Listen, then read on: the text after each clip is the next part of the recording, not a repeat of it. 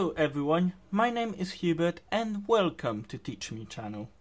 Today we will be learning about GCSE chemistry reactions of acids. Now, we covered a bit about acids before, but acids, obviously being acids, they can react quite a lot. So today we'll be covering what reactions acids do and how to work them out, how to predict the products of the acid reactions. Okay, so without further ado, let's get started. First of all, we need to cover reactions of acids with metal oxides. Now, everything we'll cover today are essentially acid-base reactions. Metal oxides, metal hydroxides, and I will tell you later on, metal carbonates, they are all types of bases. They are all basic. So they react with acids to neutralize each other. So what happens? There are three different types of reaction that we need to cover. Metal oxides, as I said, metal hydroxides, as well as metal carbonates. Now, let's start with metal oxides. So here we have an example. Two hydrochloric acids plus magnesium oxide. What will be the products? Well, it is a neutralization reaction. I will show you. So what happens is, first of all, we get a salt. We get a soluble salt. That's our first product. So we get magnesium chloride. However, because magnesium's in a group 2, it needs 2 chloride atoms. So that's our salt. Plus, we also get a molecule of water. 2 hydrogens with that oxygen are left over and they bind together to make water. So we get water. So that's what happens with metal oxide. Every acid and every metal oxide will react together to give you a soluble salt plus water. Now the interesting thing about this is that the salt you get, you can choose what salt you get. If you want a particular type of a salt, all you gotta do is pick the right metal and the right acid. So here we chose magnesium oxide because we wanted magnesium in the salt, and here we chose hydrochloric acid because we wanted chlorine to bind with that magnesium to give us magnesium chloride. Now, if we wanted something else, for example, we could use here nitric acid. So, say if we did 2HNO3 instead of 2HCl, we would get magnesium nitrate, like so. Also 2 because of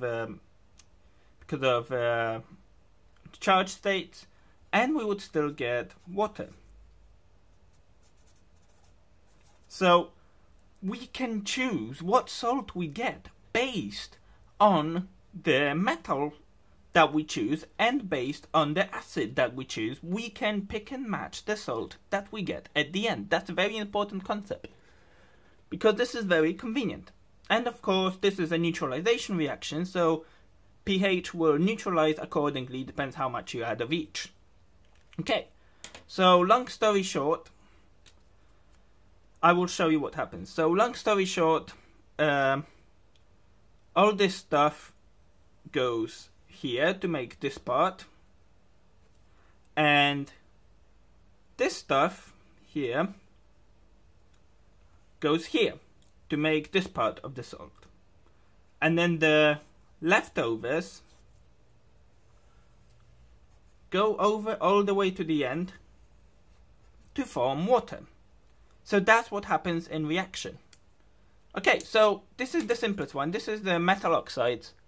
Now, the next one we need to cover are reactions involving metal hydroxides. Now, here we have an example. Nitric acid plus sodium hydroxide. Very simple. Sodium hydroxide is also a base. Like I said, everything here is a base or an acid. The metal, all the metal stuff are bases, and these are acids. So we have nitric acid with sodium hydroxide, which is a very popular base. Now, what happens in the case of hydroxide? Well, very similar. This is very similar. You get a salt. First of all, you get a salt. So we get this part binding with sodium. So we get sodium nitrate. Plus, so we took out this part, we took out this part. So now we are left with 2 hydrogens and oxygen. So we also get water, just like before, just like before. Okay, so as you can see, metal hydroxides also give us a soluble salt and water. So here we have the insoluble metal oxide giving us a soluble salt and water. Here we have metal hydroxides with acid giving us a soluble salt and water. Very similar, very similar. Sometimes the amount of water produced may differ, but the end products are very, very similar indeed, and the same way, exactly the same way, you can mix and match metals and acids to choose what salt you want, and that's what you're gonna get. So to summarize this part, all of this, we get an equation that looks like so. Acid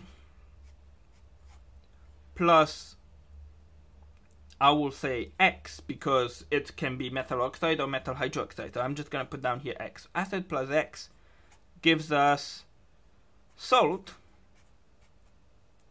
plus water. And that's how we can summarize every equation with acids and metal oxide and metal hydroxides. Exactly same thing happened. The only thing you need to here remember is acid plus X will give us salt plus water. We can mix and match salts and metals, and we can use insoluble metal oxides, and that way we can convert them to soluble salt of our choice, if we wanted to. So this is simple. Now, what happens with metal carbonate? This is the third and last type of reaction we'll be looking at. Metal carbonates. So what happens here? Here we have sulfuric acid, and here we have calcium carbonate. Okay, so what on earth is going to happen here? Well, so first of all, we are going to get the salt. We are going to get the salt, just like in the previous reactions. So we get calcium sulfate, because this is a sulfate salt, and one of each because this is +2, this is -2, so it happens. So we get calcium sulfate, and what does that leave us with? So we took care of sulfate, we took care of calcium, so that leaves us carbon, whole bunch of oxygens, 3 oxygens, and hydrogens. Now, we also get water, just like before, exactly same way. We get water, H2O. So what happens now? We took care of hydrogens, we took care of that, and here we took care of 1 of those oxygens, so now we have 2 left. Okay, so what's the final thing that happens? Well, we have carbon and we have 2 oxygens left. So that will give us carbon dioxide, and that's the final element to this equation. So with metal oxide and metal hydroxide, you just get the salt and water. However, with metal carbonates, you get salt, water, and carbon dioxide. I'm going to put this down for you. So acid plus X, again, because metal carbonates, and that will give you salt plus water plus carbon dioxide. So this is how acid and metal reactions go. This is how acid react with metal oxides and metal hydroxide and metal carbonates. This is it for today. Thank you very much for watching this video. I really appreciate when you guys watch these videos. If you want to stay up to date on daily math, science, and some biomedical science videos, hit that subscribe button below. If you think that video helped you, which I hope it did, give me that big old thumbs up.